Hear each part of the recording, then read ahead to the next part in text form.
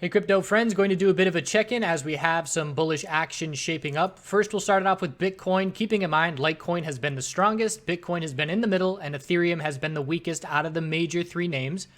But we see a shift in momentum, and what stood out the most to me this morning was all these names going right through their 4-hour exponential resistance without rejecting at all. That's unusual, so that captured attention, absolutely.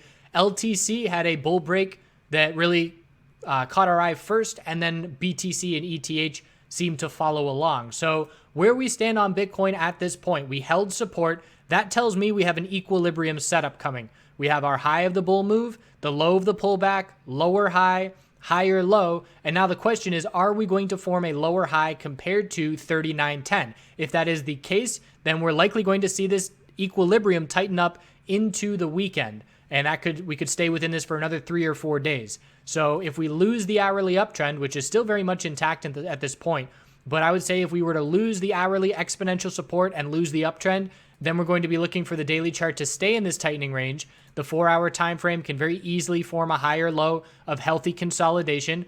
So we're now looking at the 4-hour exponential support, the hourly exponential support, to keep those bulls in control, and it's all about that Bitcoin level for me. Litecoin has already broken bullish. So Litecoin on the daily time frame, just to compare these two, we had the high, low, lower high, higher low, clear bull break taking out both resistance levels. If Bitcoin were doing the same thing on the daily time frame, we would have made our way up over 4,000, we would have consolidated for a higher low, and we would have seen a bull break over 4,200 right now. So that's just relative, showing the strength of Litecoin to Bitcoin.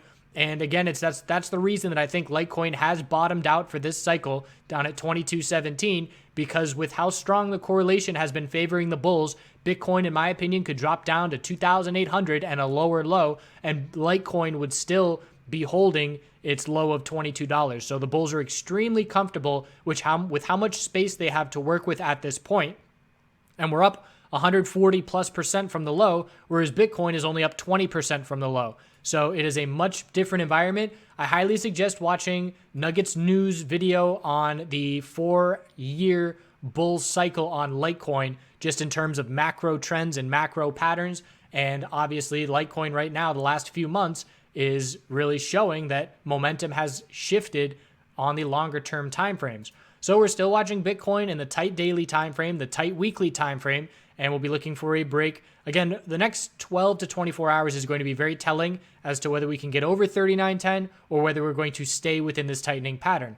Ethereum had a solid bull move as well, but it's behind the game here. We still haven't broken. If we look back at, the high of February 28th was 139, and we haven't broken that level yet. Bitcoin high of February 28th, haven't broken that level yet either, but we can see that where we stand compared to all the other days, aside from that one day, we're above that level, whereas Ethereum, there's still a bunch of days where we are trading below. So very similar, just some slight differences. We did drop to the lower low on Ethereum. We did not on Bitcoin. The 4-hour time frame is breaking the lower highs on Ethereum for the first time in a week plus. We had been consistently rejecting from exponential resistances. We have clearly gotten over them. Again, the fact that we went right through exponential resistance without needing to test it, and with this big volume spike, is very notable. So we will be looking for a back test of exponential 4-hour supports and higher lows to be looking to form here. The question now that we have is, has Bitcoin and Ethereum given us the weekly higher lows in this tightening range?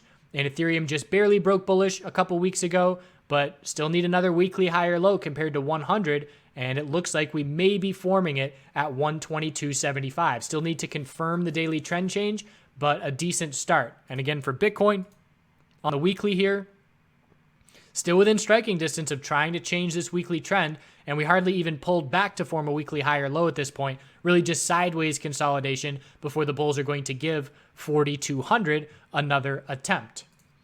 So that's where we stand on the big three. Again, it's the Goldilocks with Litecoin the clear lead bull with a better setup, Bitcoin a bit above Ethereum because we didn't drop to lower lows on the daily, and we're close to heading to an area with a lack of resistance, and then Ethereum bringing up the rear with a couple of resistance levels that need to be taken out before we enter that area with a lack of resistance. XRP, right off that double bottom, we just barely broke, but the bulls showed up in perfect timing.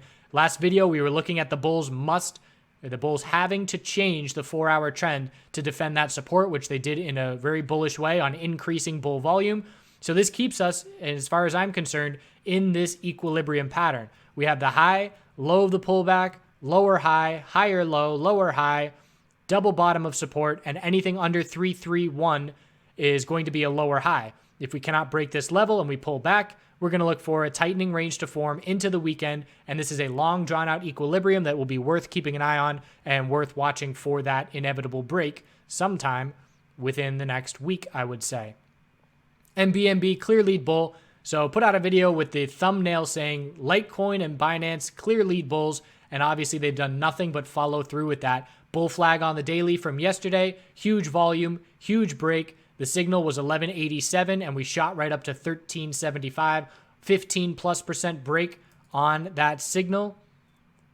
And now just looking at healthy consolidation. Hourly time frame, pulling back, still maintaining higher lows. Key short-term support is 1280. If we lose 1280, we zoom out to the 4-hour and we're looking for the 4-hour higher low and exponential support. If we lose the hourly uptrend, Binance is the lead bull, in my opinion. Look at that weekly move. That is a very clear change in momentum. Now that we've gone over 200% from the bottom, we know that the next time we consolidate on the weekly, we're going to form a higher low. A bullish cross of the 12 and 26 period exponential moving averages. We're watching Litecoin's weekly for the same kind of bull cross. It's still a ways away, but watching for that potential, and we'll see if we get it. So, congrats to the short-term bulls. Still all about this daily tightening range on Bitcoin for me. If it breaks bullish, Litecoin is positioned very well, as is Binance, to continue. And if it breaks bullish, that'll increase the odds that XRP breaks bullish. And if we consolidate and lose the hourly uptrend on these names, we'll be looking at tightening daily ranges over the next couple of days and a break likely in the weekend. Appreciate you tuning in. Continue to do good things out there. Just a quick daily check-in. Marijuana stocks continuing to go nuts. That's where I'm focused. I didn't play any of these moves today on cryptocurrency because we have marijuana stocks going 8 to 10%, and that's where my attention and focus is at the moment. So congrats to the bulls. We'll see if we get follow through. Those weekly patterns are still in play for Bitcoin to potentially change the longer term trend. And if we get over 42 on Bitcoin, there's a decent amount of space to work with. It's going to be a very interesting March. So continuing onward, chapter 3 of our adventure started in Charlotte, went through Smoky Mountain National Park as I was headed west, headed up to Mammoth Cave in Kentucky for this chapter, and also to Land Between the Lakes National Recreation Area between Tennessee and Kentucky, with the goal of continuing westward towards Colorado. So here in Mammoth Cave National Park, that's my tent setup. I've got a very easy to carry light one-person tent, lots of mesh on it, which I like because when I sleep without the fly on, it is great for, feeling exposed and being out in the open, and great for sunrises. There's my hammock. There's my pack. I think it's a 55-gallon or 55-liter pack. And I did have a mat at that point. The army mat that I was sleeping on was from my previous road trip where I learned my lesson, paid for a $100 sleeping mat, and it was well worth it. So I unfortunately didn't have a good experience in Mammoth Cave, not because of this spider. That was a nice little jolt in the morning as I went to pick up my bag. But the reason I didn't have a good time in Mammoth Cave is because it was June and it was the summer and ticks were everywhere. Literally every night, I would go back into my tent and have to take off all my clothes. I end up naked in every chapter. I guess that's the way it goes. I had to take off all my clothes in my tent and literally pick over a dozen ticks off of me every single day. And of course, I got most of them, but some of them did latch on. And of course, that's significant exposure to Lyme's disease, which is no good. So avoid these areas in the summer because ticks are rampant. I'm not, exaggerating when I say 10 to 20 ticks pulled off my body every single night before I would go to bed. So these are some nice seashells that I found out on the area as well. This is heading towards Land Between the Lakes, Tennessee and Kentucky. And there's a nice elk lady.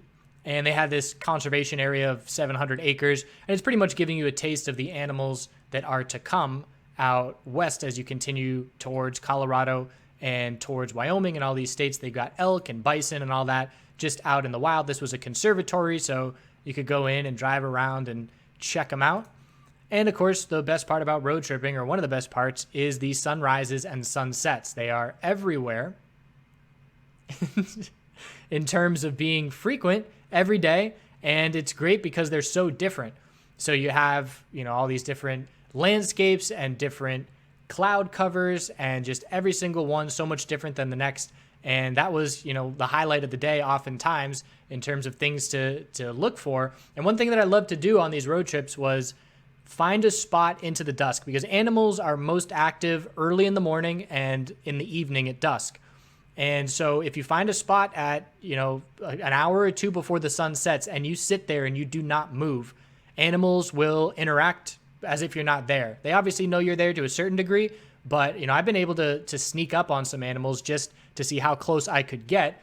And I got real close to a baby elk. I'm sure I have a picture of that. But to be able to just be really silent and not move, nature goes on around you, and then you just observe. And I love observing nature. It's one of my favorite things to do. And, people meditate, and that definitely helps calm your mind. I would never sit out and intentionally meditate. The way I would do things is sit down and then just be still and let my mind completely relax, and just, feel into the environment around me. That's my way of meditating, and that's how I calm things down and stay, very even keel emotionally. And that definitely has an impact on my trading as well. So it wasn't, this strict meditation practice. If you're living in a city, or if you have, surroundings where you literally need to lock yourself away to be able to meditate, that's one thing. But when you're out in the middle of nature, it's almost like forced meditation when you're the only person around and you're in the middle of this vast expanse. So that was chapter 3. We're going to continue heading westward into tomorrow, and we'll check back in then. Have a good rest of your day.